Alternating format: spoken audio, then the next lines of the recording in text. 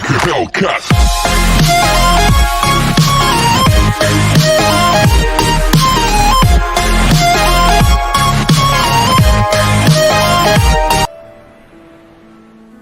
The little mermaid, नन्ही जलपरी। समंदर के बहुत अंदर, जहाँ सूरज की किरणें भी नहीं पहुँच पाती, एक बड़ा सा महल था। वहाँ राजा अपनी माँ और 6 बेटियों के साथ रहता था। जलपरियों को समंदर से बाहर निकलने की इजाजत नहीं थी जब तक वे 15 साल की नहीं हो जाती। जैसे जैसे वे 15 साल की होती गईं, वे बाहर समंदर के जाकर देख सकती थी। जो भी जलपरी घूमकर आती, सबको बताती उसने क्या देखा। किसी ने सुंदर महल तो किसी ने सुंदर शहर देखा।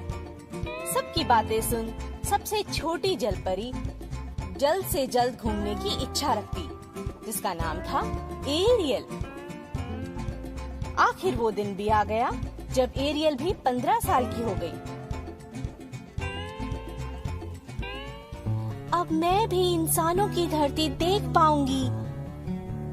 जलपरी ने शाम होने का इंतजार किया और जब वो समंदर के बाहर निकली, उसने एक बहुत सुंदर बड़ी सी शिप को देखा।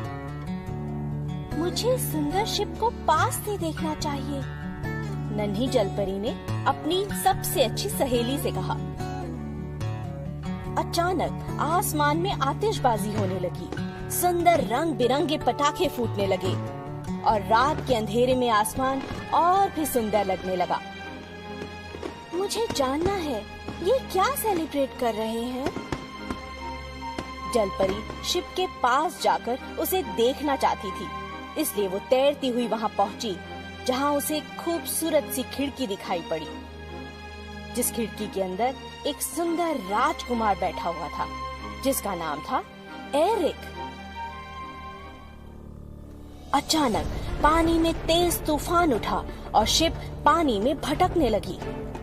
तेज तूफान और बिजली की गड़गड़ाहट देख जलपरी हैरान रह गई।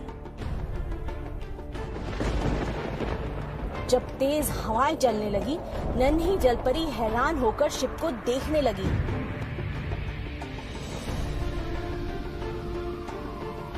तभी जलपरी अचानक देखती है कि समंदर में राजकुमार गिर पड़ा है। वह तुरंत पानी से उसे निकालकर बचा लेती है। राजकुमार बेहोश होता है।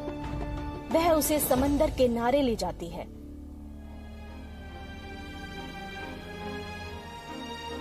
कुछ ही देर में वे दोनों किनारे पे पहुंच जाते हैं और शिप पानी में डूब जाती है।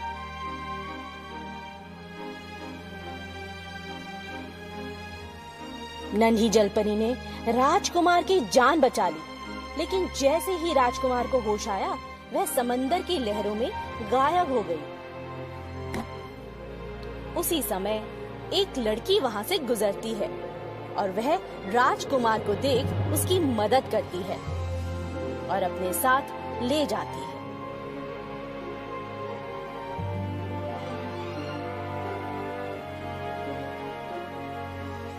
काश मैं दोबारा राजकुमार को देख पाऊं।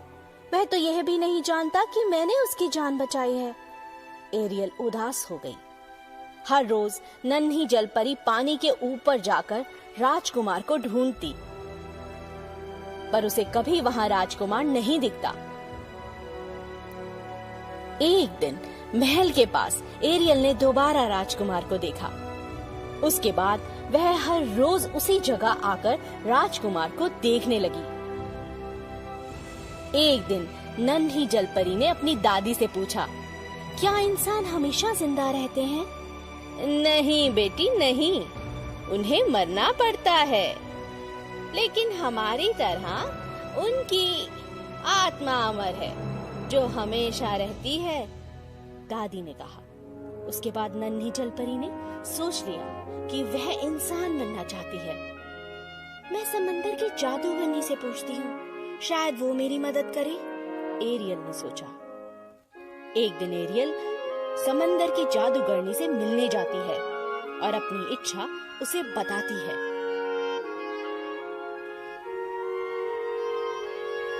अच्छा, तुम राजकुमार से प्रेम करती हो, इसीलिए इंसान बनना चाहती हो। मैं तुम्हारी मदद करूंगी, बदले में तुम्हें मुझे अपनी आवाज देनी होगी, जादूगरनी ने कहा। एरियल मान गई, क्योंकि वो जल्द से जल्द इंसान बनना चाहती थी। जादूगरनी ने नन्ही परी को जादुई पुड़िया दी और कहा, इसे खा लो, तुम इंसान बन जाओगी। लेकिन याद रखना, अगर राजकुमार ने तुमसे शादी नहीं की तो तुम मर जाओगी।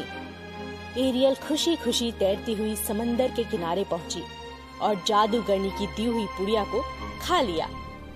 अचानक उसके शरीर में तेजी से हलचल हुई और वह बेहोश हो गई। जब एरियल को होश आया, उसने खुद को राजकुमार के महल में राजकुमार के ठीक सामने खुद को पाया। राजकुमार ने पूछा, तुम कौन हो?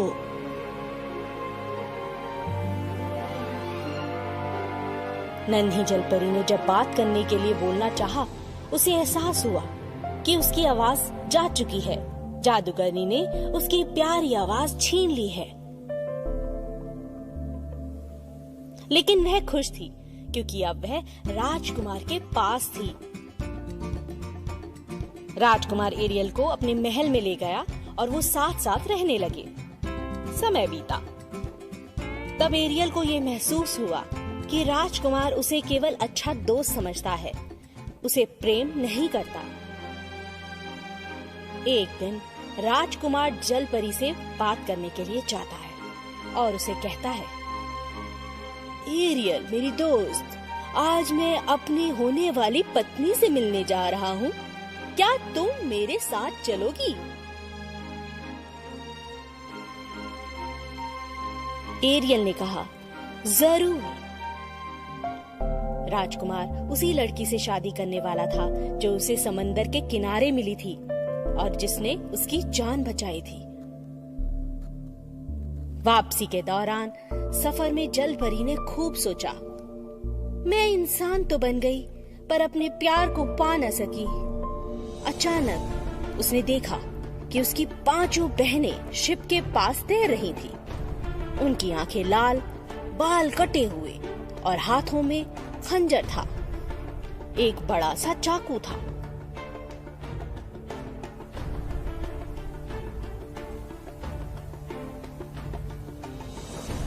जलपरी हैरान थी। उसने उन 5 बहनों से पूछा, तुम सब यहाँ क्या कर रही हो? तुम्हारे बालों को क्या हुआ? एरियल, हमें जादूगरनी ने यहाँ भेजा है। बदले में वो राजकुमार को तुम्हारे द्वारा मरवाना चाहती है और ये काम तुम्हें करना होगा, क्योंकि फिर तुम नहीं मरोगी, तुम हमारे पास लौट आओगी। 5 बहनें एरियल को समझाती हैं। एरियल जैसे ही बड़ा चाकू लेकर कमरे में घुसती है, मैं राजकुमार को नहीं मार सकती। जैसे ही एरियल ने खंजर को फेंका, वह पानी में जाकर गिर पड़ा और अचानक पूरा पानी लाल हो गया। और इससे पहले कि 5 बहनें कुछ समझ पाती, एरियल समंदर में छलांग लगा देती है। लेकिन समंदर के अंदर जाने की बजाय वह समंदर से ऊपर उड़ने लगती है। एरियल को लगा वह ऊपर और ऊपर जा रही है, आसमान की ओर, हजारों परियों के पास। परियों से उड़ती हुई अपने आप को महसूस कर रही थी। आओ, तुम्हारा बादलों की दुनिया में स्वागत है। तुम यहाँ अपने अच्छे कर्मों के कारण आई हो। बादलों की परी ने कहा। छोटी जलपरी की दुनिया और खूबसूरत हो गई थी। वह खुशी से बादलों में उड़ने लगी। आखिर उसने राजकुमार से सच्चा प्रेम जो किया था